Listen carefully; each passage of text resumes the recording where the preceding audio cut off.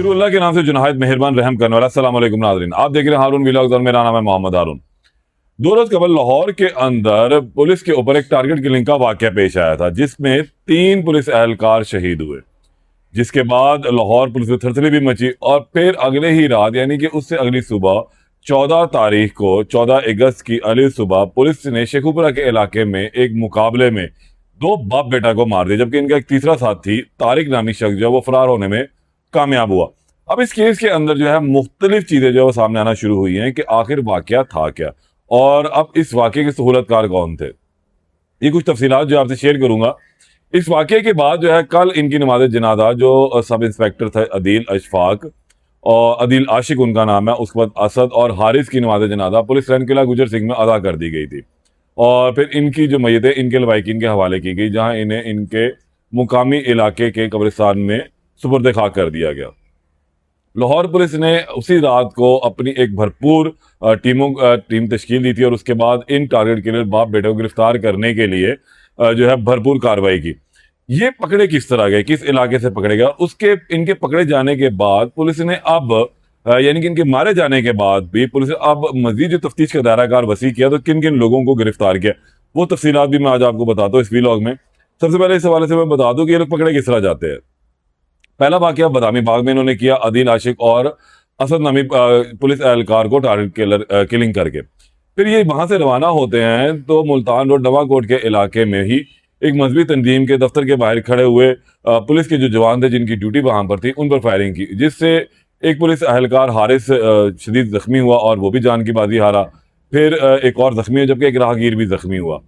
ये वहां से फरार हुए तो इन्होंने रास्ते में से एक LWMC का ट्रक रोका। इस ट्रक को लेकर ये जब जा रहे थे तो पुलिस को इतला मिलती है एक ट्रक के स्नैच होने की, कि कुछ मुसल्लह अफराद ने इस ट्रक को अगवा किया और अब इसको लेकर बाबू साहबू की जानिब जा रहे हैं। उस ट्रक पर ट्रैकर लगा हुआ था, जिसके बाद पुलिस को यह पता लगा कि ये किस सिमत को जो है रवाना हुआ है। जब इन्हें ये अंदाजा हुआ कि इस ट्रक के ऊपर ट्रैकर है तो इन्होंने उस ट्रक को बाबू साहब इंटरचेंज के पास छोड़ दिया और फिर वहां से पैदल रावी रेयान की जानिब जो है ये चले गए।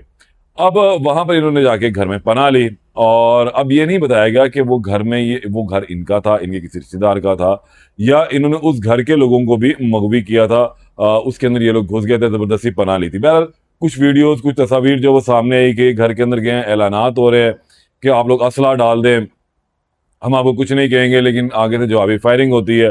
फिर पुलिस जवाबी फायरिंग करती है, जिसके बाद ये बाप बेटा फयाज और रेहान जो है वो मारे जाते हैं, जबकि इनका तीसरा साथी जो है वो अभी मुतज़ाद इतलात है। पुलिस कहती है कि वो वहां से फरार हो गया है, जबकि जो आज़ाद जरा हैं वो कहते हैं वो भी हलाक हुआ, लेकिन पुलिस को सिर्फ 2 डेड बॉडीज जो है वो दिखाई गई हैं, जो पुलिस ने मीडिया को भी दिखाई हैं। बहरहाल ये भी एक अलग चीज़ है। लेकिन अब इन दोनों की सहूलतकारी किस किस ने की है, तो यहाँ पुलिस ने इनकी जो फयाज की बेटी मानूर शहजादी उसका नाम है, उसे भी हिरासत में ले लिया है। उसके सोशल मीडिया अकाउंट्स की जो जांच पड़ताल की जा रही है कि वो किस हद तक इस तमाम मामले में अपने बाप की और अपने भाई की सहूलतकार थी। दूसरे जिस शख्स को हिरासत में लिया पुलिस को शुबा एक रिक्शा ड्राइवर का, कि जिस वक्त बादामी बाग में इन पुलिस एहलकारों को टारगेट किलिंग की जाती है और जब ये दोनों वहां से फरार होते हैं तो ये रिक्शा ड्राइवर ये वहां से एक रिक्शे में फरार होते हैं। पहले ये रिक्शा इन्हें गालबन शायद नवाकोट तक पहुंचाता है और ये रिक्शा ड्राइवर पहले से ही वहां मौजूद था। अब इस रिक्शे की CCTV फुटेज हाथ आई, जिसके बाद इसको गिरफ्तार कर लिया गया। ये मुनावे का रिहायशी बताया जाता है और अब इससे तफ्तीश की जा रही है कि आया इसका उन बाप बेटे के साथ क्या ताल्लुक है, किस हद तक ये इनके साथ मुलव्विस है, ये वहां पर पहले से मौजूद था, किसी सवारी के इंतजार में था, या इनके साथ ये लिंकअप था। बहरहाल अब इसके ऊपर जो है थोड़ी सी तफ्तीश की जा रही है। दूसरा, पुलिस एहलकार कुछ सोशल मीडिया के ऊपर रेहान नामी जो इनका जो फैजान है और रेहान, ये 2 भाई थे, इनकी जो है कुछ तस्वीर और वीडियो जो है सोशल मीडिया के ऊपर पुलिस एहलकारों के साथ भी है। इनमें एक जमशेद नाम का ASI है, उसको भी हिरासत में लिया गया, एक और पुलिस एहलकार को हिरासत में लिया गया। इनकी CDRs भी चेक की जा रही है कि आया ये दोनों इनके साथ क्यों लिंक पे थे, इनके साथ इनका क्या ताल्लुक था, किस वजह से इन्होंने अपने ताल्लुकात को जो पुलिस के साथ बनाया हुआ था, या वैसे ही टिकटॉक बनाने के लिए सोशल मीडिया अकाउंट्स के लिए इन्होंने सिर्फ इन का इस्तेमाल किया है पुलिस एहलकारों का। तो हम उनकी भी कुछ जांच पड़ताल जो की जा रही है, इनका भी डाटा चेक किया जा रहा है, CDR से इनकी लोकेशंस ली जा रही है, इनका पुराना रिकॉर्ड चेक किया जा रहा है कि आखिर ये कहीं कल होने वाली जो टारगेट किलिंग है उसमें ये सहूलतकारी के तौर पर तो इस्तेमाल नहीं हुए। इन्होंने किसी भी तरह का असलहा फराहम किया, क्योंकि पुलिस को जो असलहा इन लोगों से मिला है वो असलहा जदीद था। इतलात के मुताबिक है कि पुलिस ने जब रेहान और फयाज भट्ट के घर पर भी छापा मारा है और इस घर की भी तलाशी ली है, तो वहां से इन्हें मुबैना तौर पर हैंड ग्रेनेड भी बरामद हुए हैं। तो चीजें जो हैं वो अभी कुछ डेवलप होती जा रही हैं। ये यहाँ तक तो आगे चैप्टर क्लोज कर दिया पुलिस ने कि फयाज और रेहान को जो है वो मार दिया। इनका एक भाई पहले ही पुलिस मुकाबले के अंदर फैजान जो मारा जा चुका हुआ है। इतलात तो बड़ी अजीबोगरीब थी। कुछ चीज़ें थी सोशल मीडिया के ऊपर। एक तरफ पुलिस वालों को जो है हीरो करार दिया जा रहा है, दूसरी जानिब जो है फयाज, रेहान और फैजान को हीरो करार दिया जा रहा है। तो सोशल मीडिया पे एक अलहदा जंग चल रही है।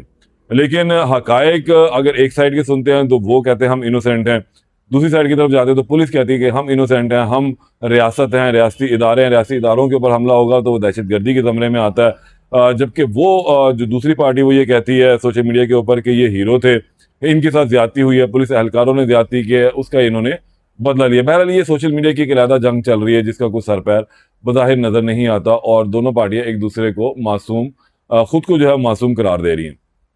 लेकिन अब इस केस में जो तफ्तीश का दायरा कार जब वसी होता है तो फिर मजीद होशरुबा इंकशाफात सामने आएंगे कि आखिर इन पुलिस एहलकारों का जो है किस हद तक ताल्लुक है। खास तौर पर फयाज की बेटी जो है अब उनको भी हिरासत में लेकर नामालूम मुकाम पर मुंतकिल कर दिया गया। तफ्तीशी इदारे जो है उनसे तफ्तीश कर रहे हैं, क्योंकि फैजान का ताल्लुक जो है वो कलदम तंजीम टीटीपी के साथ बताया जाता था और उसी के कहने पर ही इसने लाहौर में 2024 में 3 पुलिस एहलकारों का टारगेट किलिंग की थी।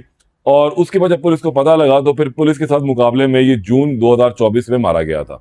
फिर इसी कत्ल का बदला लेने के लिए ये मामला आगे चलते हैं। 2024 में ही रेहान के ऊपर जो एक एफआईआर थाना शफीकाबाद में इसी अदील सब इंस्पेक्टर ने दर्ज करवाई थी, लेकिन इसकी गिरफ्तारी नहीं की थी। जबकि अदील इस इलाके के अंदर घूमता भी फिरता रहता था और मुख्तलिफ थानों में भी तैनात रहा। पहले सीटीडी में था, फिर वो थाना लारी अड्डा में आ गया। जबकि जो ये रेहान नामी शख्स था जो जिसको कहा जाता है कि यही टारगेट किलर है, ये भी उस इलाके के अंदर रहा, फिरता रहा। लेकिन जब आखिरी रोज बुलाया गया तो फयाज ने फोन करके बुलाया कि ये घर पर आया हुआ तो इसको आके तुम आराम से गिरफ्तार कर सकते हो, उसकी रेकी दी।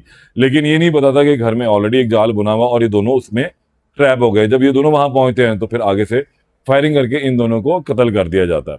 अब आहिस्ता आहिस्ता इन चीजों को खोला जाएगा कि आया इनकी बेटी इस हद तक इसमें किस हद तक मुलविस है, क्या उसे इन तमाम बातों का इल्म था या नहीं था, और अगर वो इसमें शामिल है तो इसने क्या सहूलतकारी की है, कहाँ से इन्होंने ट्रेनिंग ली है, अगर उस वो भी किसी जो कलम तंजीम है उससे गालबन वो वाबस्ता है, क्या मामला है, वो तफ्तीश में जो है सामने आएंगे। बाकी जो रिक्शा ड्राइवर है उसको भी इसी हवाले से हिरासत में लिया गया। फिर जो पुलिस एहलकार है, अब क्योंकि काली भेड़ें तो हर जगह मौजूद होती हैं, इस टारगेट किलिंग में अगर ये पुलिस एहलकारों का कोई लिंक निकलता है, इन्होंने किसी भी तरह की कोई रेकी दी है, को बताया कि फलाना बंदा कहाँ किस जगह ड्यूटी पर होता है, किसका क्या ताल्लुक है, तो फिर ये समझें कि ये जो टारगेट किलिंग लाहौर में हुई है इसमें इन दोनों मारने वाले बाप बेटे का कसूर तो किसी हद तक है ही है। लेकिन इसके साथ साथ उससे ज्यादा कसूरवार जो है फिर पुलिस के ये अपने एहलकार बनते हैं, जिन्होंने अपने ही भाइयों को, अपने ही पेटी भाइयों को मरवाने के लिए जो सहूलतकारी की है। तो इन चीजों के ऊपर भी जो है पुलिस खासी तवज्जो दे रही है और इस तमाम मामले को देख रही है। जो पुलिस के जराये, जो मेरे जराये, उन्होंने मुझे ये बताया है कि हम इस नेटवर्क के जो है बहुत करीब पहुंच चुके हैं। ऑलमोस्ट हमने इसको जो है इसके जो मेन हेड्स हैं उन तक भी रसाई हासिल कर ली और उनको भी जल्द गिरफ्त में कर लेंगे। लेकिन जो तीसरा तारिक अभी तक मफरूर है, उसके हवाले से भी जो इतला थी, वो कश्मीर का रहने वाला है और ज़िला बाग से उसका ताल्लुक है, वो मफरूर है। तो वहाँ पर भी जो है इसके भाई घर में और इसके उस इलाके के अंदर जो है पुलिस ने रेड की है, वहाँ से भी कुछ इन्फॉर्मेशन पुलिस के हाथ आई है, लेकिन अभी तक ये वहाँ मौजूद नहीं आया। ये वहाँ यहाँ से निकल कर किसी इलाका गैर तक जा पहुंचा हुआ है या अभी इसी इलाके पंजाब की हदूद में कहीं घूम रहा है। इस वजह से पुलिस भी जो है अभी अपनी तफ्तीश जारी रखे हुए। इसमें मजीद कोई अपडेट आएगी उससे आपको आगाह करूंगा। इजाजत दें, अल्लाह ने के बाद।